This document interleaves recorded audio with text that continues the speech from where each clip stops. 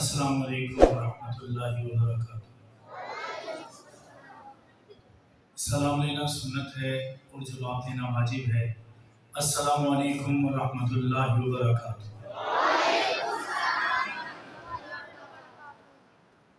الحمدللہ نحمده ونستعینه ونستغفره ونؤمن به ونتوکل علیہ ونعوذ باللہ من شرور انفسنا ومن سیئات اعمالنا من يهده الله فلا مضل له ومن يضلل فلا هادي له ونشهد أن لا إله إلا الله وحده لا شريك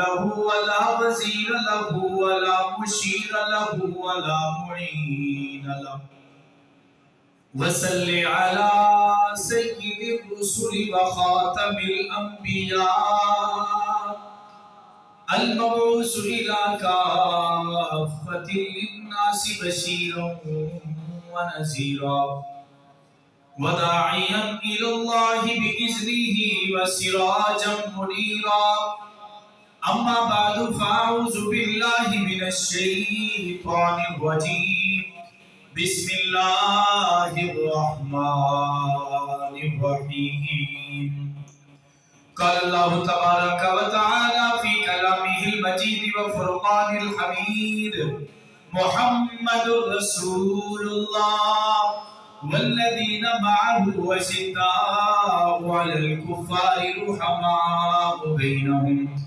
وقال النبي صلى الله عليه وسلم أصحابي كالنجوم فبأيهم اقتديتم اهتديتم صدق الله العظيم وصدق رسوله النبي الكريم ونحن على ذلك لمن الشاهدين والشاكرين والحمد لله رب العالمين۔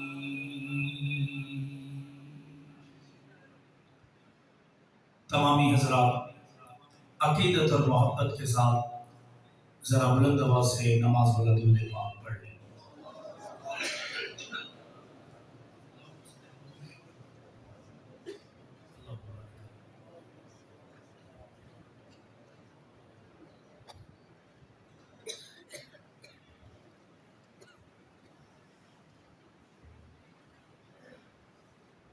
اے آقا کوئی لمحہ بھی تیرے ذکر سے خالی نہ ہوا،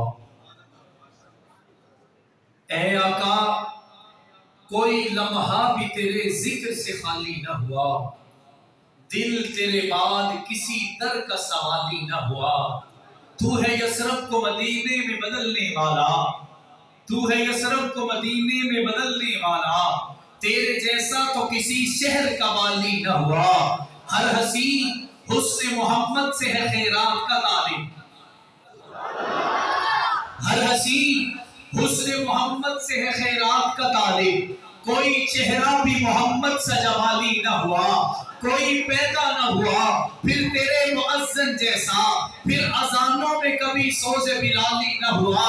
میں نے ہر دور کی تاریخ کو کھنگالا محسن، کوئی انسان بھی محمد سا مثالی نہ ہوا۔ اور اسی آگے شاعر کہتا ہے اسی کا دنیا میں نام ہوگا صحابہ کا جو غلام ہوگا، اسی کا دنیا میں نام ہوگا صحابہ کا جو غلام ہوگا، کرے صحابہ سے جو محبت وہی ہمارا امام ہوگا۔ حقیقتوں کا دور ہے یہ، تم اس حقیقت کو یاد رکھنا، حقیقتوں کا دور ہے یہ، تم اس حقیقت کو یاد رکھنا، جہاں میں مثل شمس و قمر میرے صحابہ کا نام ہوگا۔ یہ ممکنات جہاں نہیں ہے گلوں سے خوشبو کو چھین لینا، یہ ممکنات جہاں نہیں ہے پھولوں سے خوشبو کو چھین لینا، جہاں نبوت کا ذکر ہوگا وہاں صحابہ کا نام ہوگا۔ اور آگے شاید کچھ یوں گویا ہوتے ہیں، خزاں کے رت میں غلام لہجہ بنا کے رکھنا کمال یہ ہے، خزاں کی رت میں غلام لہجہ بنا کے رکھنا کمال یہ ہے، ہوا کی ضد میں دیا جلانا جلا کے رکھنا کمال یہ ہے، ذرا سی لفظ پہ توڑ دیتے ہیں سب تعلق زمانے والے، سو ایسے ویسوں سے بھی تعلق بنا کے رکھنا کمال یہ ہے، کسی کو دینا یہ مشورہ کہ وہ غم جدائی کا بھول جائیں، پھر ایسے لمحے میں اپنے آنسو چھپا کے رکھنا کمال یہ ہے، کسی کی راہ سے خدا کی خاطر اٹھا کے کانٹے ہٹا کے پتھر، کسی کی راہ سے خدا کی خاطر اٹھا کے کانٹے ہٹا کے پتھر، پھر ایسے لمحے میں اپنی نظریں جھکا کے رکھنا کمال یہ ہے، خیال اپنا مزاج اپنا پسند اپنی کمال کیا ہے، خیال اپنا مزاج اپنا پسند اپنی کمال کیا ہے، جو جنگ بھی چاہے وہ حال اپنا بنا کے رکھنا کمال یہ ہے۔ انتہائی مجموعی احترام، قابل صد احترام برادران اسلام، عزیزان ملت، باپردہ سننے والی عزتدار ماؤں بہنوں بیٹیوں، آج دوسری مرتبہ آپ کے اس مدرسہ تعلیم القرآن متراوالی نے اپنے دل کے انتہائی قریب جناب بھائی طارق جمیل صاحب دامت برکاتہ العالیہ اور ہمارے بڑے درینہ پرانے چاہنے والے عقیدت محبت رکھنے والے بھائی عمران فاروقی صاحب کی دعوت پر دوسری مرتبہ حاضری کا شرف حاصل ہوا ہے، اور ان دونوں مرتبہ آنے کی ایک ہی وجہ ہے، وہ مولانا یوسف صاحب رحمۃ اللہ تعالی علیہ ہے۔ اس وقت ان کی یاد میں پروگرام منعقد تھا، بڑی مشکل اور مصروف ترین دن میں وقت نکال کر آپ کی خدمت میں انتہائی اختصار کے ساتھ گفتگو ہوئی تھی۔ آج بھی ان کے بیٹے نے انہیں کی نسبت کا سہارا لیتے ہوئے ہمیں دعوت دی، اور آج بھی میں کسی جگہ پہ مجھے جمعہ پڑھانا تھا، میں وہاں معذرت کر کے اپنی جگہ پہ کوئی دوسرا بندہ دے کے آپ کی خدمت میں حاضر خدمت ہوں۔ اللہ رب العزت سے دعا ہے کہ اللہ رب العزت ہمارا یہاں مل بیٹھنا اپنی بارگاہ عالیہ میں قبول و مقبول فرمائے۔ میرے دوستو، ربیع الاول کا چاند انشاءاللہ العزیز شاید کہ آج نظر آ جائے۔ ربیع الاول کی بہاریں، ربیع الاول کے ترانے فسانے ہمیں بڑے پرسوز کر جاتے ہیں، ہم سوچنے پر مجبور ہو جاتے ہیں کہ 1400 سال پہلے جب آمنہ کے در یتیم نے اس دنیا سے پردہ فرمایا ہوگا تو صحابہ کی حالت کیا ہوگی۔ میں نے جب یہ دیکھا تو مجھے ایک صحابی نظر آئے جنہوں نے اللہ سے ایک عجیب دعا کی، حالانکہ صحابہ جرت والے ہیں، ہمت والے ہیں، قوت اور طاقت والے ہیں، جذبوں اور ولولوں والے ہیں، لیکن ایک صحابی کی دعا نے مجھے تڑپا دیا۔ وہ کہنے لگا، ربا اگر آقا اس دنیا میں نہیں رہے تو مجھے ان آنکھوں کی ضرورت نہیں ہے، مجھ سے ان آنکھوں کو لے لے۔ میں نے کہا، اے صحابی تیری تربیت تو آقا نے کی ہے، تجھے تو نبی نے پالا ہے، تجھے تو نبی کا خدمتگار بنایا گیا ہے، تو نبی کے ساتھ چل کر کبھی بدر میں، کبھی احد میں، کبھی خندق میں، خیبر میں، تبوک میں، یرموک میں، موتا میں، ذات الرکاز العشیرہ میں آقا کے شانہ بشانہ چلا ہے، یہ تو کیا کہہ رہا ہے؟ تو وہ کہنے لگے، آخری مرتبہ محمد کے چہرے کا دیدار ہو چکا تھا، اب آقا کا چہرہ ہی نہیں تو مجھے ان آنکھوں کی ضرورت ہی نہیں ہے، ان جذبوں کی ضرورت ہی نہیں ہے۔ ربیع الاول کا مہینہ، اس سے پہلے میں کوشش اور چاہت رکھتا ہوں کہ نبی پاک صلی اللہ علیہ وسلم کی سیرت اور صحابہ کے متعلق چند ایک مشترکہ باتیں کر کے آپ حضرات سے اجازت چاہوں۔ اللہ رب العزت نے سوالات نبیوں کو بنایا، ہر نبی اللہ سے ایکسٹینشن مانگتا رہا۔ حضرت آدم کی خواہش تھی مجھے اور وقت مل جائے، لا الہ الا اللہ آدم صفی اللہ، لا الہ الا اللہ نوح نجیب اللہ، لا الہ الا اللہ یوسف صدیق اللہ، لا الہ الا اللہ عیسیٰ روح اللہ، لا الہ الا اللہ موسیٰ کلیم اللہ، لا الہ الا اللہ ابراہیم خلیل اللہ، لا الہ الا اللہ اسماعیل ذبیح اللہ۔ ہر نبی کو کلمہ ملا، ہر نبی کو تبلیغ کے لیے لوگ ملے، عوام ملی، شہر ملا، چوک ملے، چراہے ملے، بستیاں ملی، کوئی نہ کوئی شہر مل گیا، کوئی نہ کوئی صوبہ مل گیا، کوئی ملک مل گیا۔ لیکن میں قربان ان تمام نبیوں کے قدموں پر حضرت آدم نے یہ اللہ سے یہی کہا، ربا مجھے اور وقت مل جائے، تیری ربوبیت کے ڈنکے بجا جاؤں، تیری عظمتوں کو بلند کر جاؤں، تیرے نام کا ڈنکا بجا جاؤں، تیرے نغمے سنا جاؤں، تیرا علم لہرا جاؤں۔ حضرت نوح بھی یہی کہتے رہے، حالانکہ 950 سال حضرت نوح کو صرف تبلیغ کا موقع ملا، 1400 سال ان کی عمر تھی، لیکن وہ بھی اللہ سے یہی مانگتے رہے کہ ربا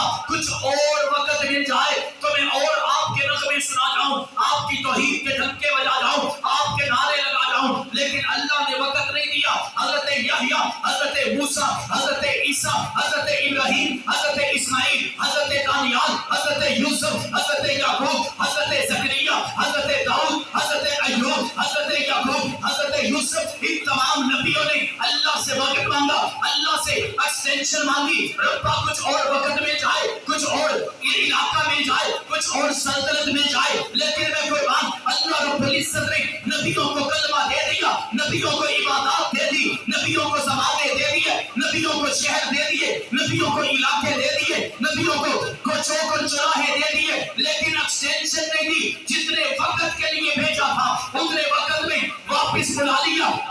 لیکن میں قربان آمنہ کے درد یتیم، آمنہ کے درد یتیم، حضرت محمد مصطفیٰ کے قدموں پر جب آپ کے آنے کی باری آئی تو پھر مجھے یہ کہنے دیجئے، بدر الدجا، شمس الضحیٰ، آفتاب ہدیٰ، نور ہدیٰ، سرفراز رضا، تاجدار غنا، سید ذیشاں، روح گلشتہ، شمع فیروزہ، صاحب کرم مقام، جانشین عبداللہ، جگر گوش آمنہ، امام حرم، حکمران عرب، قائد انسانیت، فخر کونین، صاحب کرم مقام، سید الاولین، سید الاخرین، اکرم الاکرمین، شفیع المسلمین، راحت للعاشقین، رحمت للعالمین، امام الانبیاء، فخر انبیاء، تاجدار انبیاء، خاتم الانبیاء، وجہ کائنات، مقصود کائنات، ہجرت کائنات، وحدت کائنات، مودت کائنات، اخلاق کائنات، گفتار کائنات، للکار کائنات، یلغار کائنات، ہمت کائنات، قوت کائنات، جرأت کائنات، استقامت کائنات، طاقت کائنات، فصاحت کائنات، بلاغت کائنات، حسن کائنات، جمال کائنات، کمال کائنات، مسکراہٹ کائنات، رحمت کائنات، حضرت محمد مصطفیٰ صلی اللہ علیہ وسلم کی باری آئی، اللہ سے وقت نہیں مانگا، اللہ سے علاقہ نہیں مانگا، اللہ سے ٹائم پیریڈ نہیں مانگا، بلکہ اللہ کے قرآن نے تمام نبیوں کو مانگنا پڑا۔ لیکن جب آمنہ کے درد یتیم کی باری آئی، اللہ کے قرآن نے کہہ دیا، اليوم اکملت لکم دینکم واتممت علیکم نعمتی ورضیت لکم الاسلام دینا۔ اے محبوبہ، یہ زمانے بھی آپ کے، یہ شہرت بھی آپ کی، یہ حسن بھی آپ کا، یہ جمال بھی آپ کا، یہ علاقے بھی آپ کے، یہ ملک بھی آپ کے، یہ سلطنت بھی آپ کی، یہ ساری کائنات بھی آپ کی، یہ دونوں جہان بھی آپ کے، یہ انسان بھی آپ کے، یہ چرند بھی آپ کے، یہ حیوان بھی آپ کے، یہ تمام جن بھی آپ کے۔ اللہ کے نبی کو فقط نہیں لینا پڑا، اللہ نے فرما دیا کہ تو آ چکا ہے، زمانے پہ چھا چکا ہے، اللہ نے تیری ہر چیز کو کامل کر دیا ہے، مکمل کر دیا ہے، دین بھی کامل، شریعت بھی کامل، نظریہ بھی کامل، حسن بھی کامل، جمال بھی کامل، کمال بھی کامل، تبلیغ بھی کامل، جہاد بھی کامل، شہر بھی کامل، مسجد بھی کامل، مدرسہ بھی کامل، یہاں تک نہیں اللہ نے فرمایا تیرا ابو بکر آیا وہ بھی کامل ہو گیا، عمر آیا کامل بن گیا، عثمان آیا کامل بن گیا، علی آیا کامل بھی بن گیا، شیر خدا بھی بن گیا۔ میری بات سمجھ میں آ رہی ہے؟ گواچیاں ذرا بیٹھے ہوئے ذرا بلند آواز سے کہیں سبحان اللہ۔ بچوں کے علاوہ ذرا بڑے بھی ایک مرتبہ کہہ دیں سبحان اللہ۔ اگر کوئی بات سمجھ آئے تو حق یہ ہے کہ ہم سبحان اللہ ضرور کہیں۔ میرے والد علامہ ضیاء الرحمن فاروقی شہید فرمایا کرتے تھے کہ جتنے بھی اس کائنات میں نبی آئے جانے کے لیے آئے.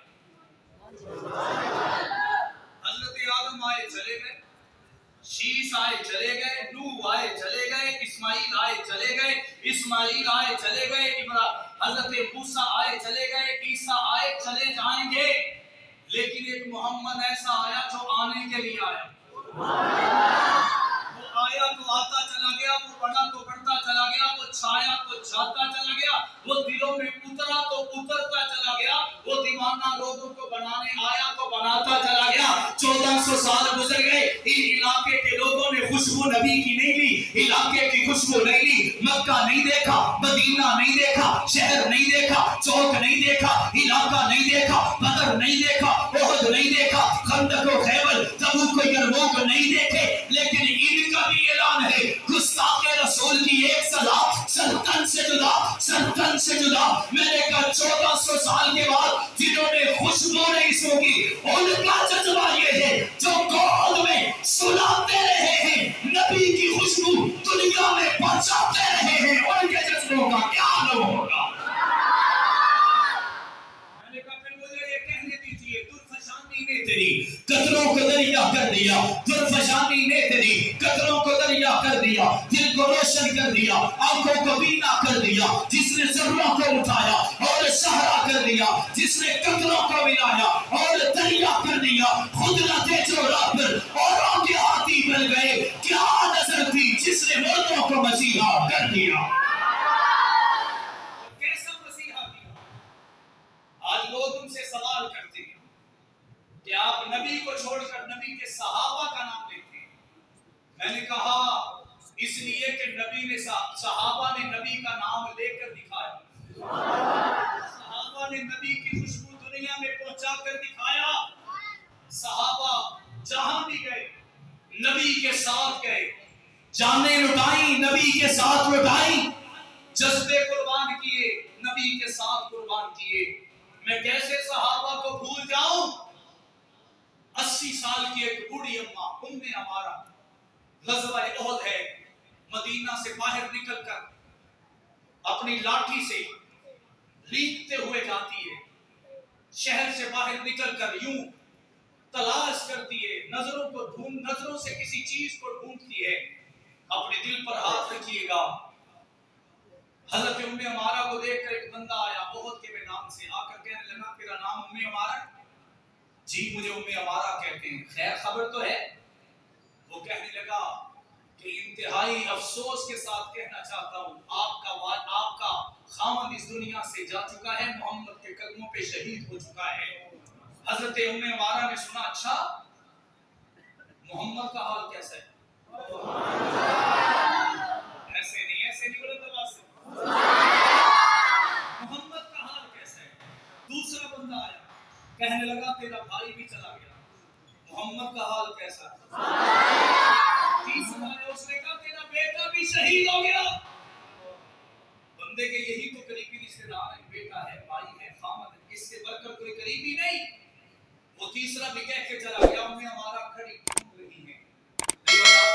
اتنے دیر میں آقا دو جہاں کا سر مبارک رضا ہے, کیونکہ آقا کا اللہ نے ان کو یہ معجزہ عطا کیا تھا کہ ان کا نہ لمبا قد تھا نہ چھوٹا تھا, لیکن جب لوگوں کے درمیان چلتے تھے تو یوں لگتا تھا سب سے بڑے یہی ہیں.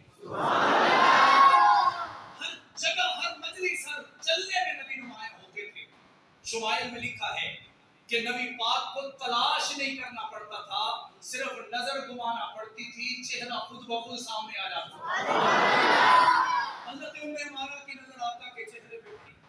روایات میں آتا ہے وہ بوڑھی اماں 3 زخم سہ کر, میں کہوں گا 3 بہت بڑی خبریں سن کر بھی آقا کے چہرے کو دیکھتی ہیں. دیکھ کر حضرت ام عمارہ خوش ہوتی ہے. روایات میں آتا ہے خوش ہو کے جیسے بندہ جشن کرتا ہے, جیسے خوشی مناتے ہیں اپنی لاٹھی کو اوپر اٹھا کر. ایک بندے نے جو تینوں میں سے خبریں دے کر گیا تھا, وہ کہنے لگا ام عمارہ کیا ہو گیا؟ ہم تجھے بتا رہے ہیں, کیا تیری عقل پہ پردہ آ گیا کہ تیرا خامد, تیرا بھائی, تیرا بیٹا چلا گیا اور تو خوش ہو رہی ہے؟ حضرت ام عمارہ نے مسکرا کے فرمایا باپ بھائی چلا گیا، بیٹا چلا گیا، خامد چلا گیا، کوئی غم نہیں، اگر محمد بچ گئے ہیں تو سمجھو پوری کائنات بچ چکی ہے۔ یہ میرے محمد کے صحابہ ہیں۔ حضرت سعد بن ربیع رضی اللہ تعالیٰ عنہ غزوہ احد ہے، اللہ کے نبی نے ایک صحابی سے کہا جاؤ سعد کو ڈھونڈ کے لاؤ اور اگر تمہیں ملے تو اسے محمد کا سلام کہنا۔ ایک صحابی گئے، انہوں نے غازیوں میں دیکھا، شہیدوں میں دیکھا، زخمیوں میں دیکھا، لوگوں میں دیکھا، سعد نہیں ملے۔ آقا کے پاس آیا، آقا نے فرمایا زخمیوں میں ڈھونڈو ملے گا۔ زخمیوں کا ڈھیر لگا ہوا ہے، 70 جنازے احد کے میدان سے نبی پاک نے اٹھائے ہیں۔ ایک واقعہ بڑا عجیب ہے، کوشش کروں گا کہ وہ بھی آپ کی خدمت میں عرض کر کے اجازت چاہوں۔ خیر، زخمیوں کو اٹھایا گیا تو نیچے زخمی حالت میں سعد ابن ربیع موجود ہیں۔ یہ سعد کوئی عام بندہ نہیں ہے، تمام انصاریوں کا سردار ہے، تمام انصاریوں میں وڈیرا ہے۔ اس صحابی نے جا کر حضرت سعد سے کہا ہے سعد تمہیں مبارک ہو، زخمی تو اور بھی بہت ہیں لیکن ان زخمیوں میں سے محمد نے تمہیں ہی سلام بھیجا۔ کہتے ہیں حضرت سعد زخمی حالت میں اٹھے، کہتے لگے ٹھہرو ذرا مجھے بیٹھ لینے دو، ادب کا مقام ہے، ادب کا مقام ہے، مجھے بیٹھ لینے دو، پھر مجھے بتانا میری محبوب نے میرے لیے کیا کہا۔ اٹھے گر گئے، پھر اٹھے گر گئے، پھر اٹھے گر گئے، تیسری مرتبہ جب گرے تو کہنے لگے اے میرے بھائی، میرے آقا نے کیا کہا، تجھے سلام بھیجا ہے اور کہا ہے کہ سعد کو میرے پاس لے کر آؤ۔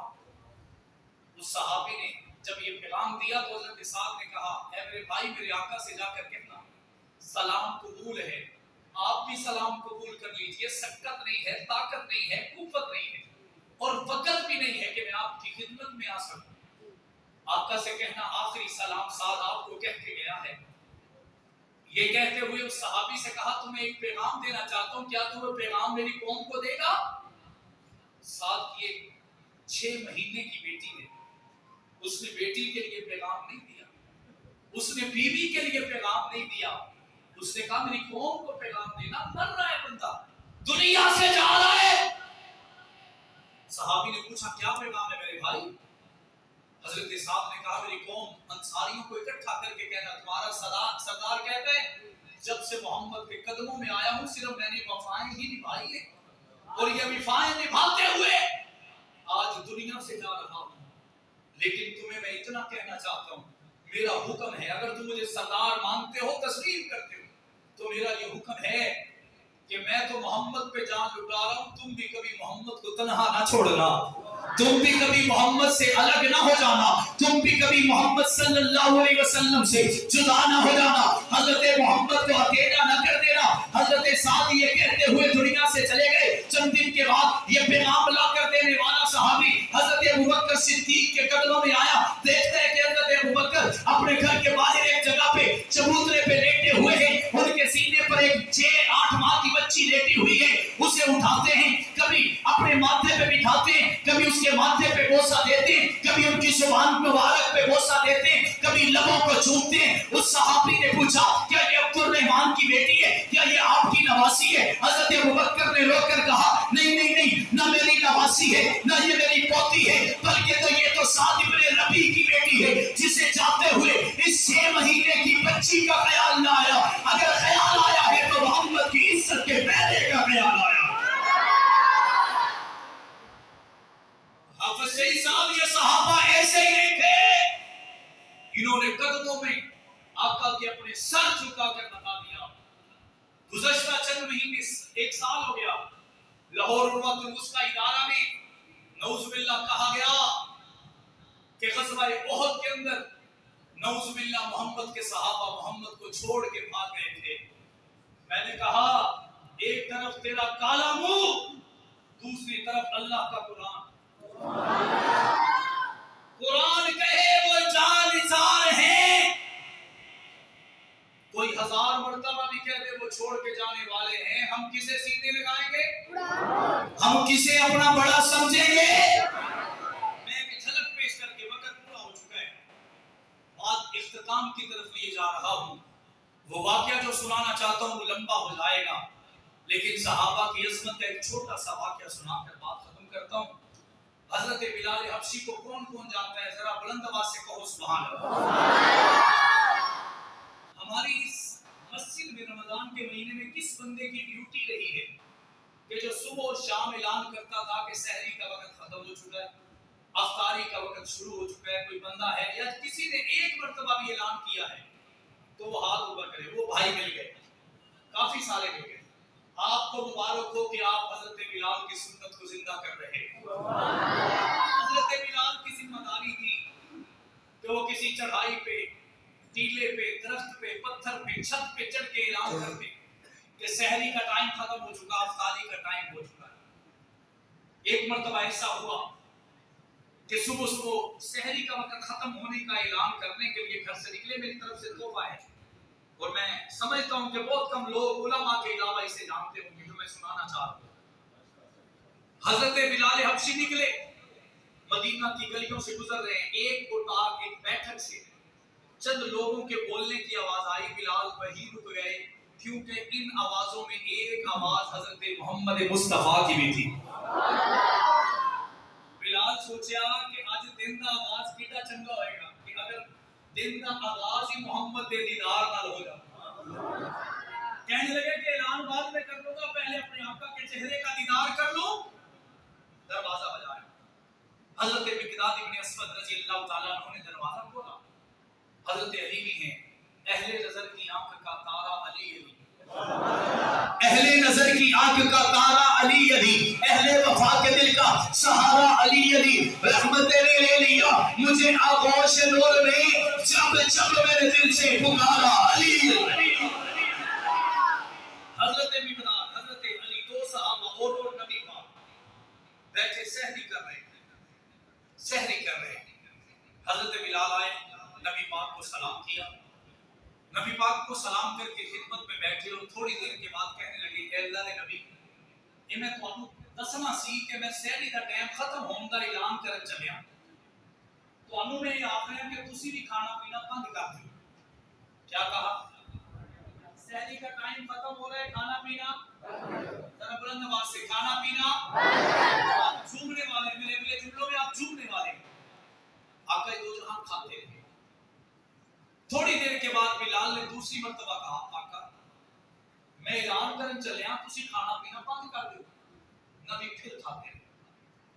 یہ پہلا موقع تھا کہ حضرت بلال کو دوسری مرتبہ کچھ کہنا پڑا اور انکار ہو گیا، کیونکہ بلال کو پتا تھا یہی وہ ہستی ہے جو میرے قدموں کو جنت کی زینت بنانے والا ہے، یہی وہ ہستی ہے جو دنیا میں چلتے پھرتے مجھے کعبے کی چھت پہ چڑھانے والا ہے۔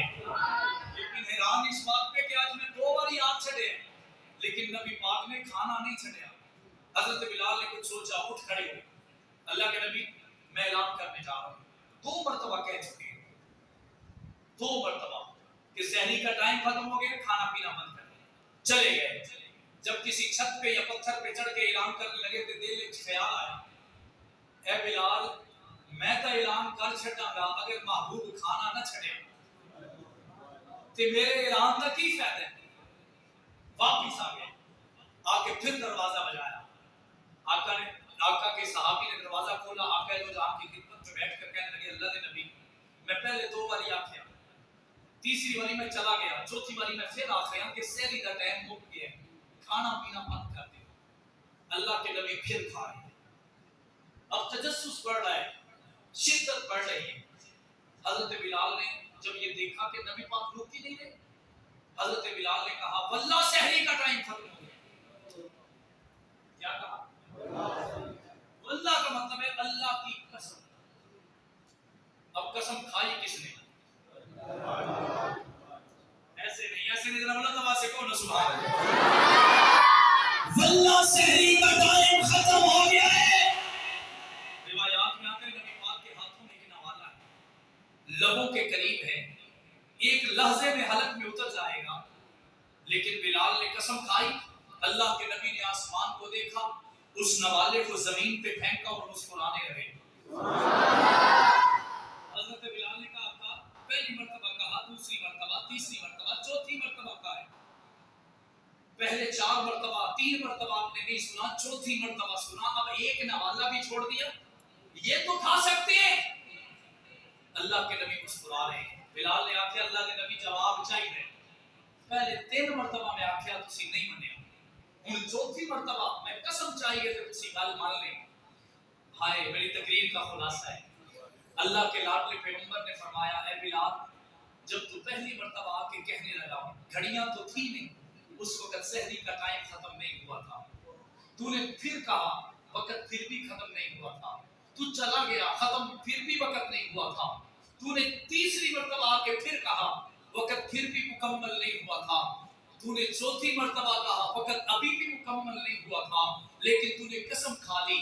جب تو نے قسم کھائی میں محمد نے آسمان کی طرف دیکھا، آسمان پر اللہ رب العزت فرشتوں کو حکم دے رہے تھے اے فرشتوں بھاگو، میرے بلال نے قسم کھا لی ہے، وقت سے کہو اپنی اوقات میں رہے۔ میں نے وقت کو سمٹتے دیکھا، گھڑیوں کو سمٹتے دیکھا، لمحوں کو سمٹتے دیکھا، اوقات کو سمٹتے دیکھا۔ بلال ادھر وقت سمٹ رہا تھا، ادھر جنت میں تیرے نعرے خدا کے سامنے لگائے جا رہے ہیں۔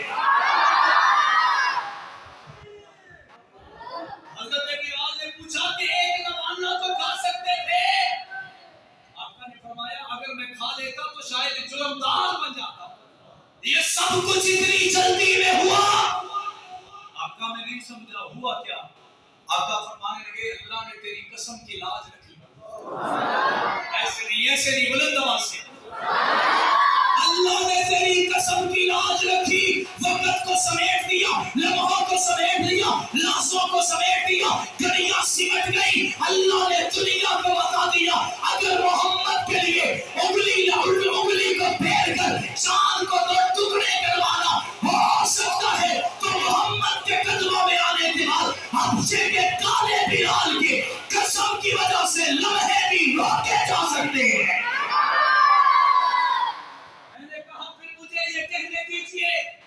میرے آقا ہمیشہ کمال کرتے ہیں، جو بھی فیصلہ کریں لازوال کرتے ہیں، کالا جو قدموں میں آئے اسے باجمال کرتے ہیں، ادنا جو قدموں میں آئے اسے باکمال کرتے ہیں۔ میرے آقا کو شمس و قمر سے مت پہچانو، میرے آقا کو شمس و قمر سے مت پہچانو، یہ چھوٹے موٹے کام تو خادم بلال کرتے ہیں۔ میں نے کہا تو پھر بات ختم، اگر بلال کی قسم کی لاج خود خدا رکھے تو حق نواز کیوں نہ رکھے؟